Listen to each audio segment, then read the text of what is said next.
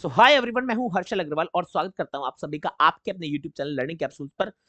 दोस्तों, मेंस बस आ चुका है। एसबीआई क्लरिकल मेंस 1 महीने से कम टाइम है और उम्मीद करता हूं आप जहां भी पढ़ रहे हैं, अगर मुझसे पढ़ते हैं तो भी बढ़िया है, अगर कहीं और पढ़ रहे हैं या फिर बाकी सब्जेक्ट से आपकी तैयारी बहुत अच्छी चल रही है। बस मेन बात यह है और आप लोग अच्छी खासी प्रैक्टिस भी कर रहे हैं। इस वीडियो में मेरा क्या काम है, ये वीडियो आपके लिए बहुत बहुत बहुत इंपॉर्टेंट होने वाली है और ना सिर्फ एसबीआई क्लरिकल के लिए, आगे कोई भी जो कॉम्पिटेटिव एग्जाम है उनके लिए बहुत इंपॉर्टेंट वीडियो। क्योंकि जैसे ही जब भी एग्जाम आते हैं ना सामने, तो हम लोग क्या सोचने लग जाते हैं, जैसे मान लीजिए भी एसबीआई क्लरिकल मेंस, जिसका मैं भी एग्जांपल आपके सामने रखने वाला हूं, जिसके बारे में फोकस प्राइमरी बात करने वाला हूं, वो ये है।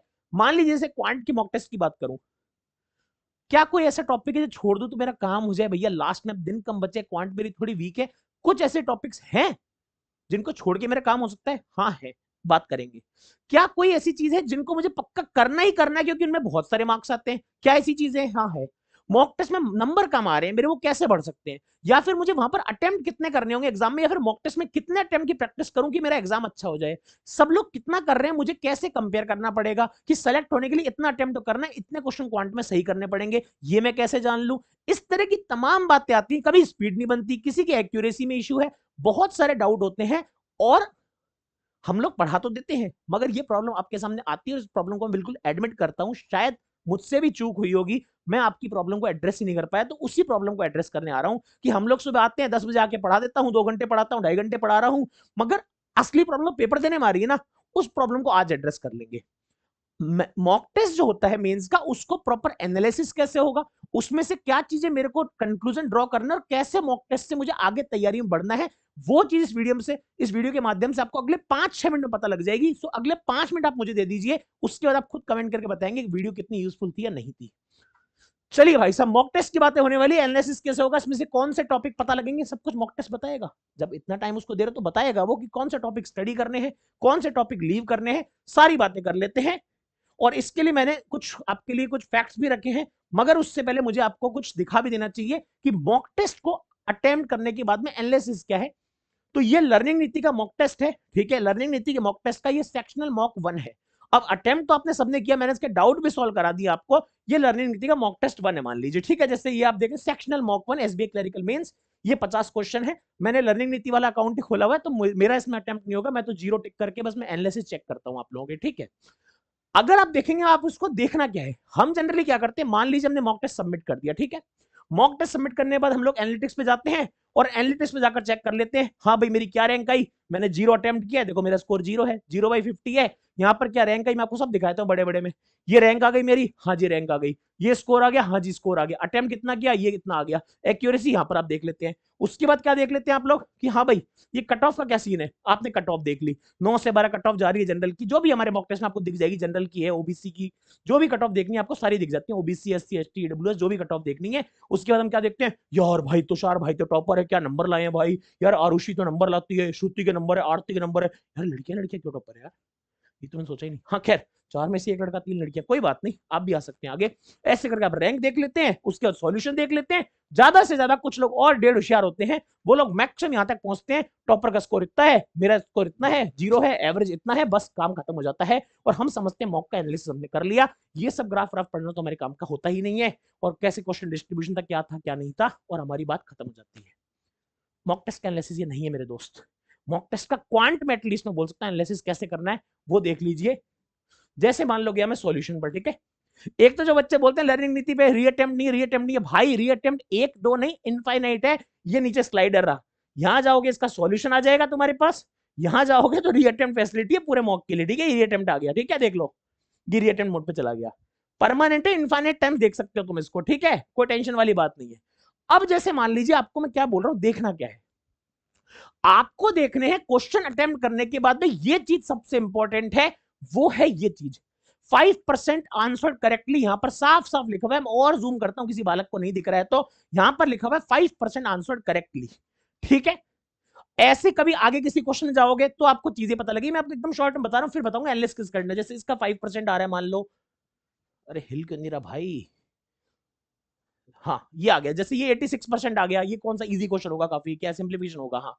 तो इस तरह से काफी आंसर करेक्टली लिखे हुए हैं। अब इस वीडियो में सारे क्वेश्चन तो आपको दिखाता नहीं, तो मैंने अपनी थोड़ी सी मेहनत करके पहले इसका पूरा स्टैट्स लिख दिए हैं और उसका क्या इंटरप्रिटेशन है वो भी लिख दिया है। आओ जरा देख ले क्या मामला है, इसको समझेंगे अभी हम। वैसे अगर मैं बता दूं आपको, ये जो नंबर लाइन है ना, ये आपको बता रही कितना परसेंटेज लोगों ने करेक्ट किया। ग्राफ शायद समझ ना आए तो मेन बात यहां पढ़ लेते हैं। क्वेश्चंस विद करेक्ट परसेंटेज कि 0 से 25% लोगों ने कितने कौन से क्वेश्चन सही किए हैं। 26 से 75% लोगों ने जो करेक्ट किया, 26% मार्क करेक्टली, 75% का करेक्ट आंसर आया। या फिर 75 से ऊपर करेक्ट परसेंटेज कितना है, वो 50 में से क्वेश्चन नंबर का मैंने डिस्ट्रीब्यूशन कर रखा है कि भाई 25 क्वेश्चन इस पेपर में ऐसे थे जिनको 0 से 25% लोगों ने सही किया, 19 क्वेश्चन ऐसे थे जिनको 26 से 75% लोगों ने सही किया, 6 ही क्वेश्चन ऐसे थे जिनको 75% लोगों ने सही किया है। आपको वो आंसर करेक्टली देखना है हर मॉक टेस्ट में, और उससे आपको रिजल्ट पता लगेंगे। जैसे होता है ना कि ब्लड टेस्ट करा लिया फिर पता लगता है कि हाँ ये बीमारी नहीं है, ये है, ये ऐसा है, ये नहीं है, तब चीजें पता लगती हैं, तो वो चीज आपको पता लगेगी। अगर 6 क्वेश्चन ऐसे थे जिनको 75% ज्यादा हिंदुस्तान कर रहा है अटेम्प्ट, इसका मतलब वो है मस्ट कैटेगरी। उस कैटेगरी में आने वाला हर क्वेश्चन आपके बाएं हाथ का खेल होना चाहिए, वो क्वेश्चन आपको इजीली डुएबल लगना चाहिए। अगर नहीं लग रहा है, उस टॉपिक को, उस क्वेश्चन को आत्मसात कर लो, उस क्वेश्चन को एकदम दिमाग में बिठा लो, उस कॉन्सेप्ट को दिमाग में बिठा लो, जहां भी जिस भी टीचर से पढ़ते हो कोई दिक्कत नहीं है, मगर वो चीज सीख डालो उसी दिन हाथों हाथ मॉक देने के तुरंत बाद। ये 6 क्वेश्चन वो है। अब बारी आती है 19 क्वेश्चंस की। ये 19 क्वेश्चंस वो हैं जो आपको लर्न करने हैं, जो टॉपिक आपको, जो कॉन्सेप्चुअल क्लैरिटी आपको चाहिए ही चाहिए, क्योंकि ये आपको सिलेक्शन देने वाले हैं। ये क्वेश्चन क्या देंगे, सिलेक्शन देने वाले हैं आपको, मोस्ट प्रोबेबल लोगों की लिस्ट में पहुंचा देंगे सिलेक्शन में, क्योंकि ये एवरेज नंबर है। 26 से 75% लोग कर रहे हैं, आपको समझना पड़ेगा ये 19 क्वेश्चन आपको लर्न करने हैं। जो बाकी बचे हुए 25 क्वेश्चन हैं, जो 0 से 25 से, ये होता है आपका असली एनालिसिस। यहां पर आपको क्या देखना है, इनमें से कौन कौन से क्वेश्चन है जो इतने कम परसेंटेज हुए हैं। क्या लेंथ की वजह से गए हैं कि बहुत लेंथी थी इसलिए बच्चों ने, हो सकता है कोई डीआई छोड़ दियो, या फिर हो सकता है कि बहुत टिपिकल क्वेश्चन हो सकता है, या फिर पर्टिकुलर मॉक में कोई एरर भी हो सकता है, इक्का दुक्का क्वेश्चन में। ये चीज आपको बाइफरकेट करनी है यहां से। अब आपको लग रहा होगा सर आपने बताया था 50 में से 33 पे टॉपर है, मैंने कहा टॉपर था 33 पे। सर 19 और 6 25 क्वेश्चन आप बोल रहे हैं ये तो एवरेज बच्चे के लिए है, मैंने कहा ये 6 तो सबको करने चाहिए, हाँ 25 इसमें से सर 5-7 क्वेश्चन तो कोई भी कर लेगा, मैंने कहा तो सर 33 नंबर तो ऐसे आ गए, ये तो गलत एनालिसिस हुआ। मैंने कहा गलत नहीं है, आप ये मत सोचिए कि ये 6 के 6 सबके लिए वो सेम कैटेगरी वाले हैं। हो सकता है ये 6 क्वेश्चन जो इतने आए हैं, अब सारे 76% वाले 6 थोड़ी हैं। एक बच्चा हो सकता है यहां पर इनमें से 5 करता हो, यहां पर कुछ ज्यादा करता हो, यहां पर कम करता हो। ये सबके लिए सेम नहीं हो सकता ना, कि सबका एवरेज तो नहीं है कि 75% ने किया तो वही 75 बच्चे यहां पर हैं, वही 76 बच्चे वहां पर है, वो सेम टू सेम परसेंटेज नहीं है ना। कोई बच्चा कम कर सकता है, कोई बच्चा ज्यादा कर सकता है, ये तो एक ओवरऑल रेंज है 75%। हर क्वेश्चन का अलग से परसेंटेज निकला हुआ है, इसलिए आपको परेशान नहीं होना है। मेन बात यह कि इन तीनों कैटेगरी को कैसे इंटरप्रेट करना है वो जरूरी है, जो आज तक शायद आप एनालिसिस में नहीं करते आए होंगे। अब जैसे अगर मैं इस 25 क्वेश्चन की कहानी समझना चाहूं, दोस्तों ध्यान से देखना, अगर 25 क्वेश्चन की कहानी समझू, मतलब 0 से क्या परसेंटेज था, 0 से 25% अटेम्प्ट। अब देखो इसका रीजन देखने की कोशिश करते हैं, मैं आपको दिखाता हूं ताकि आपका थोड़ा अप्रोच बिल्कुल क्लियर हो जाएगा मामला, ठीक है। देख लेते हैं हम लोग क्या बन रहा है। हाँ, अब जैसे 3% आंसर करेक्टली, ये वाली डीआई मैंने आपको क्लास में भी कराई थी। इस डीआई की लेंथ इतनी बड़ी थी, याद है मैंने डाउट्स में कराया था इसको। इस लेंथ की वजह से छोटी भी डीआई, हो सकता है टफ नहीं थी, बिल्कुल डीआई टफ नहीं थी, मैंने क्लास में करा दी 10 बजे वाली में, मगर इसकी लेंथ इतनी थी कि बच्चा देख कर डर गया, इसलिए छोड़ दिया। तो आप लिखें ये लेंथ दी, ये अगर आपसे नहीं हुई है, ये टेंशन का विषय नहीं है। कई बच्चे बोलते हैं ना मॉक में, अरे सर नहीं हुआ तो मेरे टेंशन हो गई, मेरा अटेम्प्ट कम हो गया। नहीं, ये डीआई टेंशन का विषय नहीं है, ये डीआई आपको समझने का विषय है कि मैं इसमें क्या दिक्कत हुई थी, क्यों इस लेंथ को देखकर डर गया, जबकि था तो इजी, क्या मैं इसको अफोर्ड कर सकता हूं। इसी तरह से मान लीजिए आगे बढ़ते हैं, ये डीआई तो खैर, अब ये 96% ये तो एनालिसिस का टॉपिक नहीं है, तो करना है मतलब करना है, बात ही खत्म हो गई। 58 है, ये एवरेज वाला है, मैं देख रहा हूँ 25 वाला एनालिसिस सिखाना है मुझे आपको, ठीक है। अब जैसे मैंने देखा ये 93 चल रहा है, सिंप्लीफिकेशन रहेगा तब तक तो बाहर ही रहेगी। 23%, ये सिंप्लीफिकेशन भी 25 से कम लोगों ने किया है, इसमें ढूंढो दिक्कत क्या होगी। ये चीज हमको समझनी पड़ेगी कि यार या तो ये बहुत कैलकुलेटिव हर बच्चे को लगा अप्रोक्सीमेशन में, इस वजह से शायद ये लफड़ा हुआ होगा। तो ये कैलकुलेशन देखनी पड़ेगी, कहीं इसमें कोई ऐसी प्रॉपर्टी तो नहीं है, कहीं कोई a² - b² तो नहीं लग रहा जिससे शायद इजी हो जाए, जितना मुझे लग रहा है शायद 3² - 2² वगैरह लग रहा होगा, या फिर देखो ये एग्जैक्ट नंबर है, जो भी है इस तरह की चीजें, ये सारी चीजें आपको पकड़नी है एक एक क्वेश्चन में कि कौन, और अगर लगता है कि कोई कॉन्सेप्ट ही नहीं आता, उस कॉन्सेप्ट को सीख डालो। इस तरह से मॉक को इन तीनों कैटेगरी में रख के ही इंटरप्रेट करना चाहिए।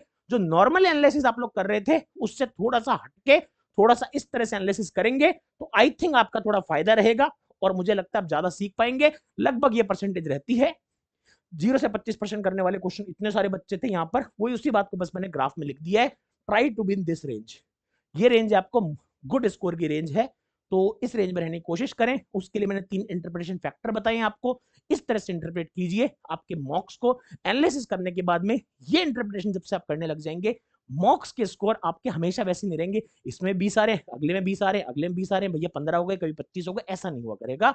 आपको पता लगा करेगा कि मॉक के बाद में मुझे कहां वर्क करना है। ठीक है, यही तो होता था ना टेस्टिंग का। बेसिकली मकसद क्या है मॉक टेस्ट का? मॉक टेस्ट का मतलब खाली स्पीड बनाना थोड़ी है मेंस में। उसका मकसद है कि मुझे मेरी गलतियां पता लगे, मुझे मेरी वीकनेस पता लगे, वो आपको इस एनालिसिस से पता लगेंगी और आप इसके बेटर वे में आप तैयारी कर पाएंगे। तो ये थी मेरी तरफ से बात।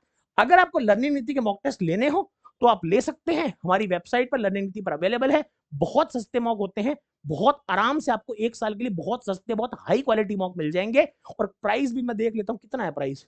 टेस्ट सीरीज का प्राइस है लगभग लगभग अभी कितना चल रहा है प्राइस, बहुत कम है, 250 रुपए के आसपास कुछ प्राइस आएगा मेरे हिसाब से। ठीक है ना, कुछ 250 रुपए के आसपास का प्राइस है, लगभग लगभग 275 का है। इसमें भी आपका कोड लग जाएगा शार्क, तो 10% का ऑफ और मिल जाएगा आपको। और लगभग लगभग प्राइसिंग आपकी 248 रुपीज में 1 साल के मॉक मिल जाएंगे, जिसमें आपको सेक्शनल मॉक मिलते हैं, फुल मॉक मिल जाएंगे, सारी चीज आपको मिल जाएंगी हर एग्जाम के लिए। जैसे अभी आपका एक एग्जाम आ रहे हैं, ए और असिस्टेंट वाले यूआईसी के एग्जाम आ रहे हैं, वो भी मिल जाएंगे आपको। तो सारे इस तरह के आपको एग्जाम मिल जाते हैं।